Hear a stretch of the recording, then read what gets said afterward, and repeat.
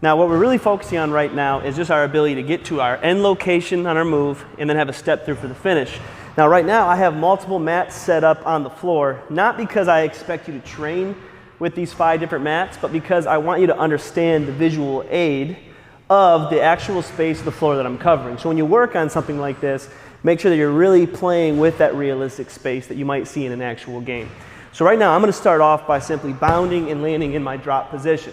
Now I want to be able to attack right away with an inside step, and then I'm going to be able to cover space off of that inside step to get right into a power stop. And then from this location, now I'm going to actually get into the spin step through, which is our focus. And so from this, I want to have the ability to really get to the exact space in this play that would be intended. What I'm trying to get you to understand is you don't necessarily want to just train with random space. So when you set up any type of situation for yourself in which you're working on maybe an end move, such as a spin to a step through, give yourself some kind of parameters to follow where it's not just free space over and over and over again. And so right now, if I'm landing in my power stop and I'm spinning to this location, I want to be able to get, especially in live play, right to the location of the floor that I intended to. Now, as I planted into that inside-outside, which would complete my spin, now I have to understand that my pivot foot is going to be my inside foot, and now I can step through across my body to cover the exact same space